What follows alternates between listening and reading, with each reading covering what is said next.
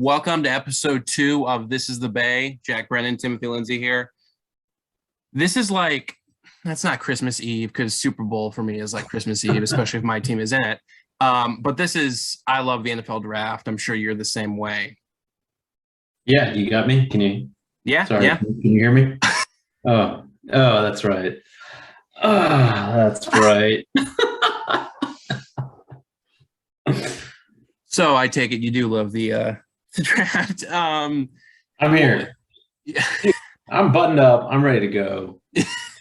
I'd even do the top button if that fit around my neck. So great. First off, before we talk about the draft, because it's tomorrow, Darren Waller stuff, it's just smokescreen season. I was watching Saving Private Ryan a couple weeks ago, and there's a scene when one of the soldiers is talking to some of the other guys, and he's like, "Oh, hey, careful you don't step in the bullshit." And yeah, you hear about this stuff. Aaron Nagler's he is like the co-owner of Cheesehead TV, which isn't affiliated with the Packers, but they cover the Packers.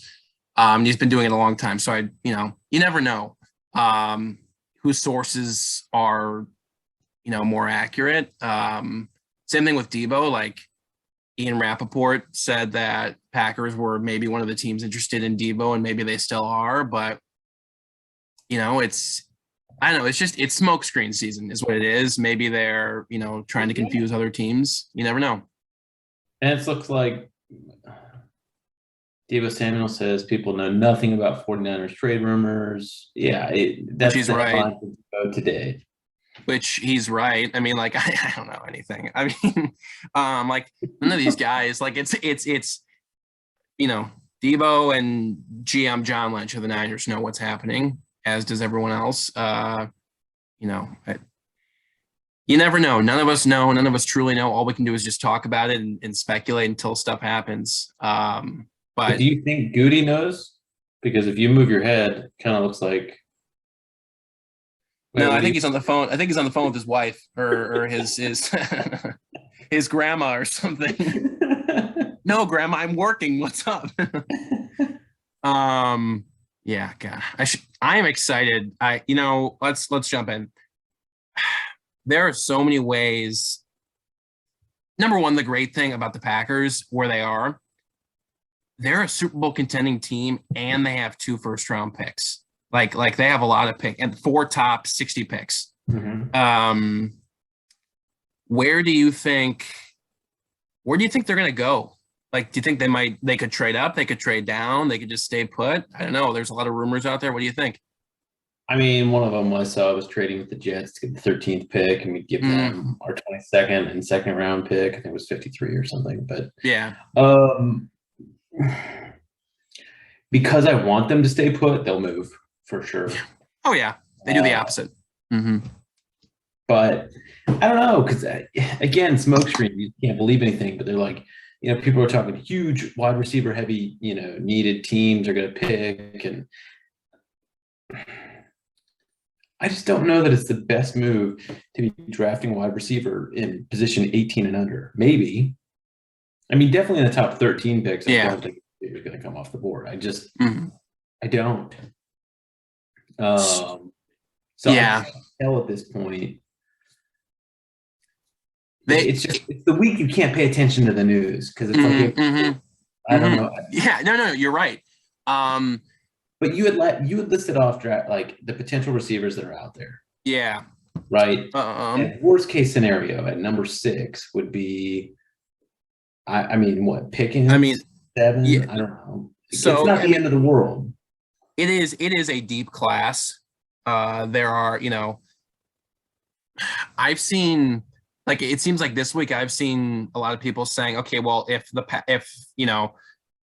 Garrett Wilson, Jameson Williams, Drake London, all these guys, some of these top level guys aren't, there's a run on receivers and the Packers are kind of the odd team out. Maybe they trade back into the second round. Maybe they keep one of their first round picks. Like they keep number 22, but maybe they use that on maybe an offensive lineman like Trevor Penning. There's a video out there. You need to check this out. I'll send it to you. But and anyone else out there, Trevor Penning, there's a scene. I believe it's the Senior Bowl down in Mobile, Alabama. I believe Mobile or Birmingham. There's a part in practice when Trevor Penning, who's from Northern Iowa, is going up against an Ohio State edge rusher. I don't know what's happening. I don't know where I don't know where the Ohio State edge rusher is from. Penning is a freaking wall. Like when the Ohio State edge rusher tries to get around the corner, the guy doesn't, he doesn't move. And then at the end, after he shoves the Ohio State line or the Ohio State edge rusher down, he like hits him again on the ground, and the Ohio State edge rusher's all pissed because like the Northern Iowa guy got him. But like I think a lot of people like Trevor Penning a lot. He's a tackle. The Green Bay Packers have a knack of drafting versatile offensive linemen. They've been doing that these last few years, or at least they've kind of developed guys over their time, like Lucas Patrick, who is unfortunately with that team in Chicago. He played, damn it, he played guard and center. The Packers were able to, he could start at center. He played guard. Elton Jenkins, who can't wait for him to get back, but he can play every position on the offensive line. John Runyon can play center. He can play left guard. Josh Myers is versatile too. There's actually, so Trevor Penning is more of a tackle.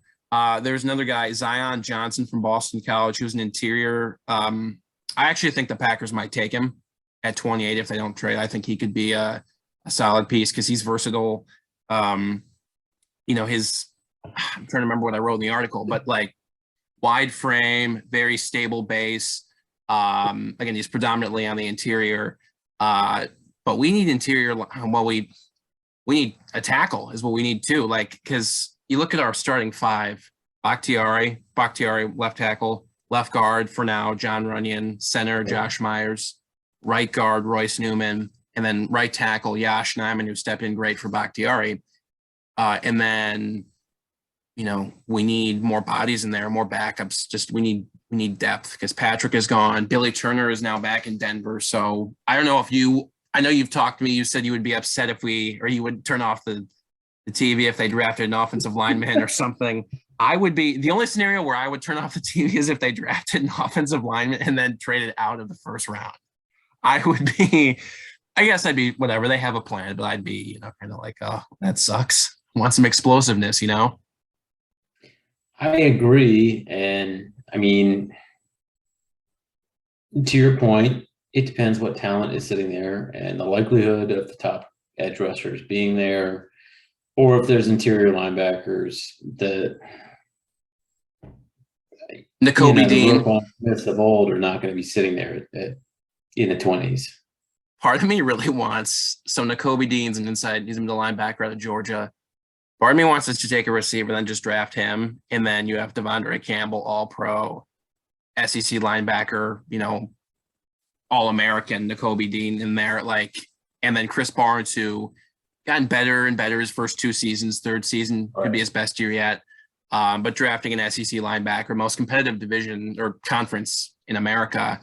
And Georgia, their defenses, Kirby Smart, the head coach down there, knows how to churn out defenses. They have some Jordan Davis.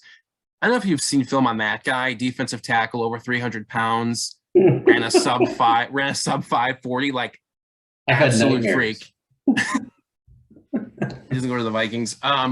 No, but just like he's a freak, but also I don't want us to draft a defensive lineman in the first round just because we already have Kenny Clark, got Jaron Reed, Dean Lowry, TJ Slaton was a rookie last year. Like we have a lot of guys, edge, linebacker, safety, I think are the three defensive positions that we need to address depth, because defensively we have all of our starters.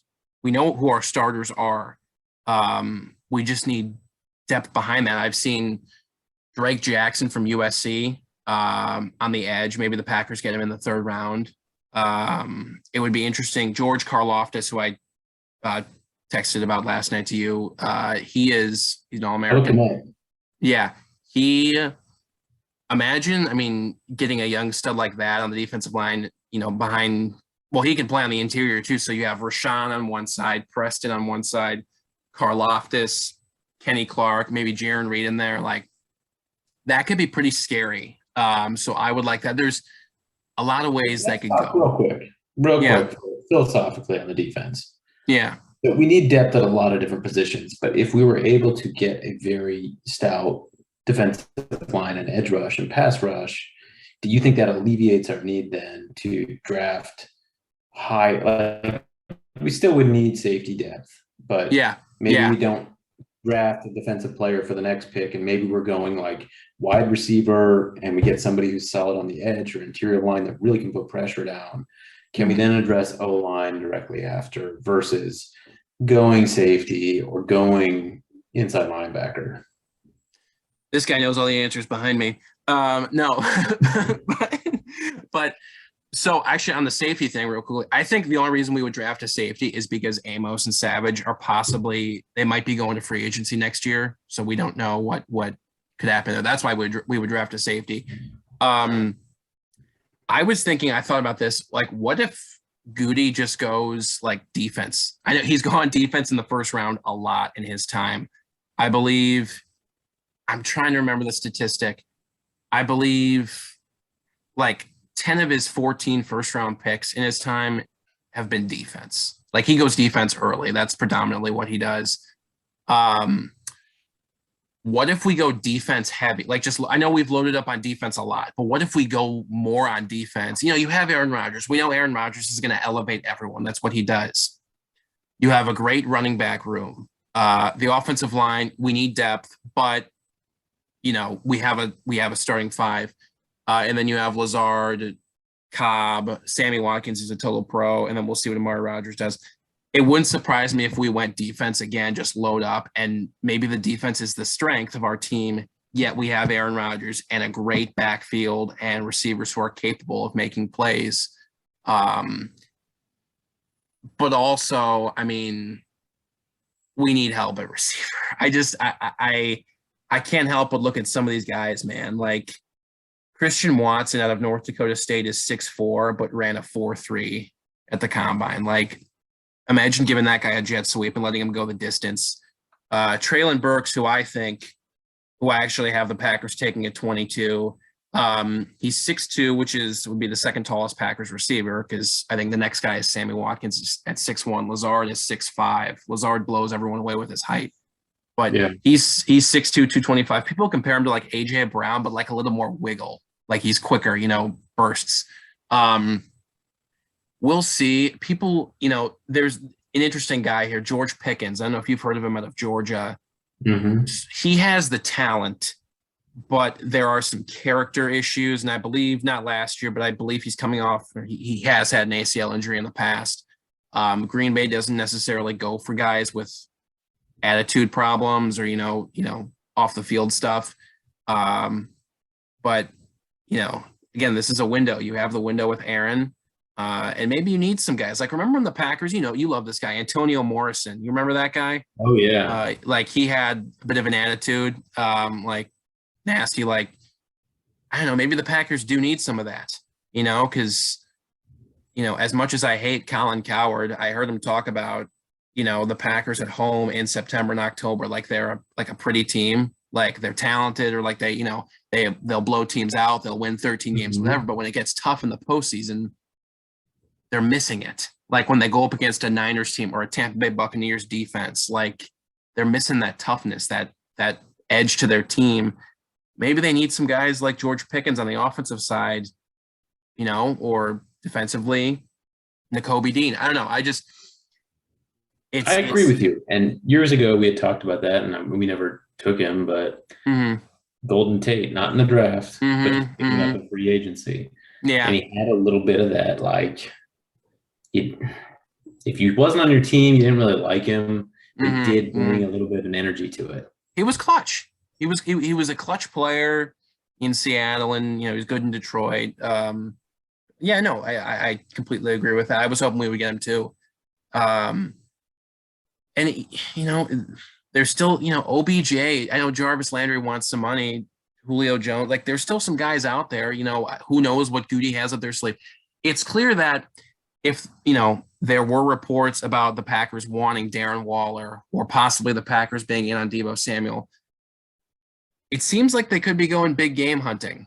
like if they're clearly interested in those players, I think they might be trying to take a big swing. I don't know who it would be with, or Mhm.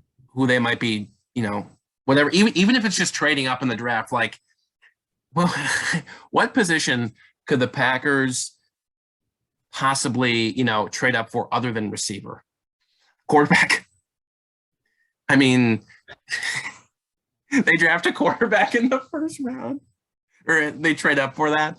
Yeah, we I like wouldn't be able to have any more episodes if that happened because his computer would go so far across the street. Malik Willis out of Liberty. Yeah.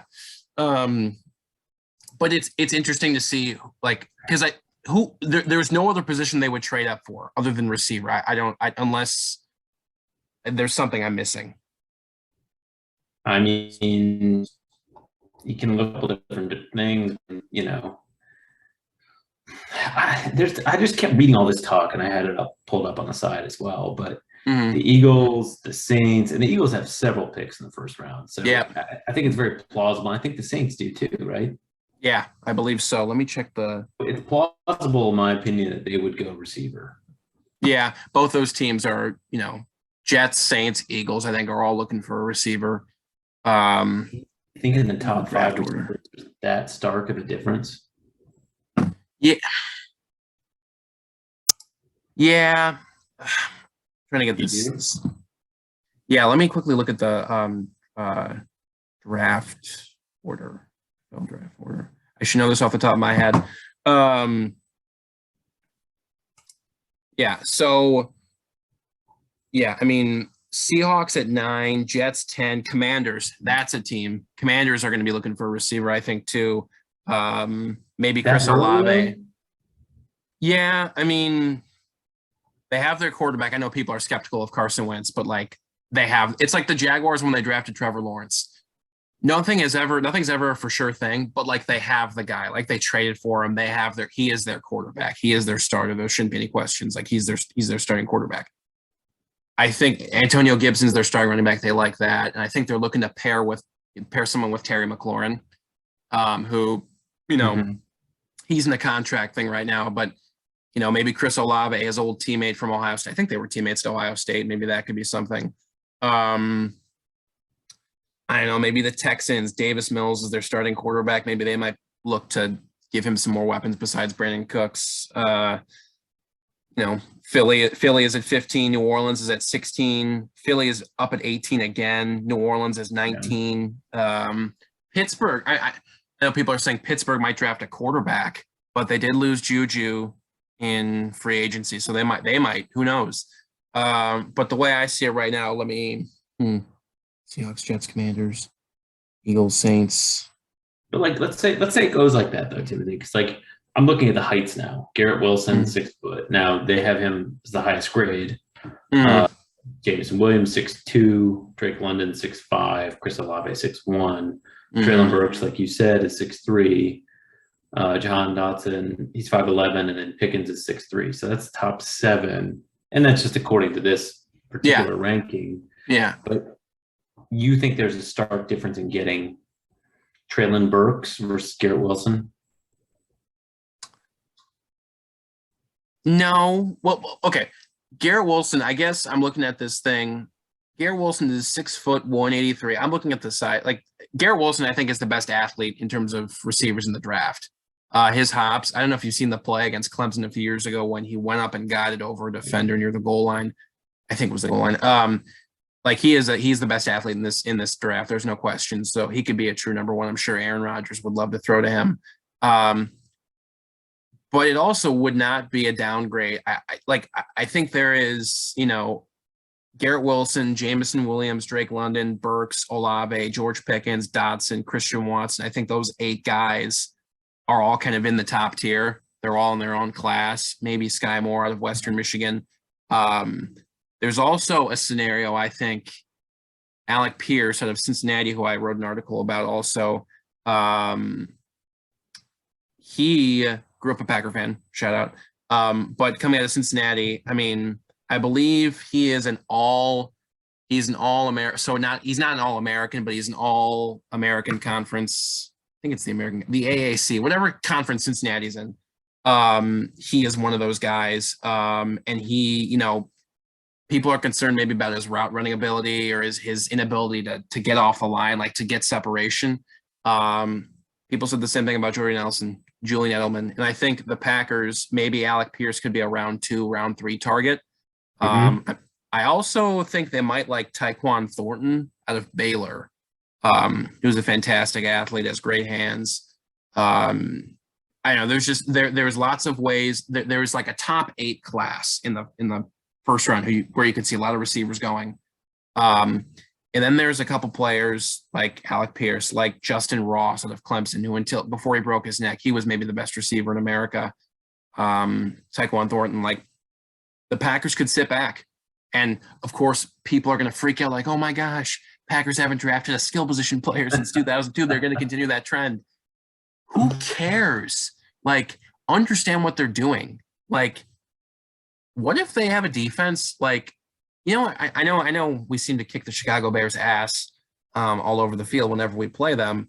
But, there was a few years, the Chicago Bears had a very good defense. Like, it felt like going into Chicago, they were suffocating.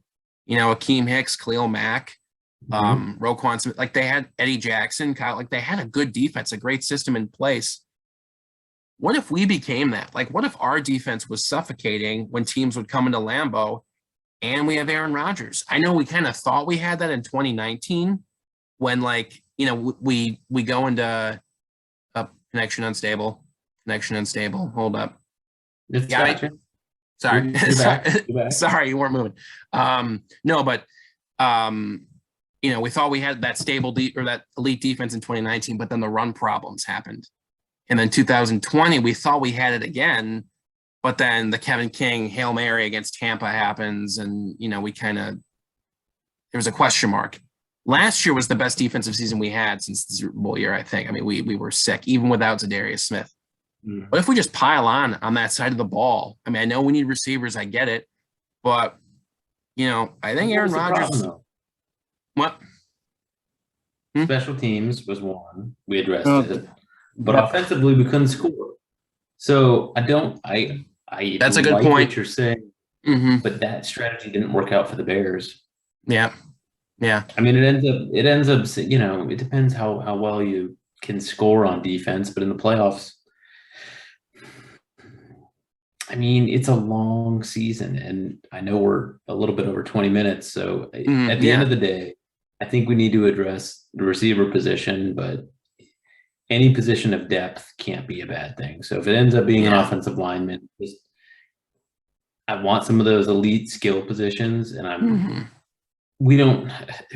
In the past couple of years, we've had 2 number 1 picks or 2 first-round picks, a couple of times now, but I want to see us take advantage of it. And, I love getting Jordan Love to a degree. I love getting A.J. Dillon. And who knows if this whole buzz about other teams wanting Jordan Love, I mean, could we get another first-round pick? What if Atlanta, we'll see. Supposedly Atlanta might be ramping up some offers for the Packers for Jordan Love.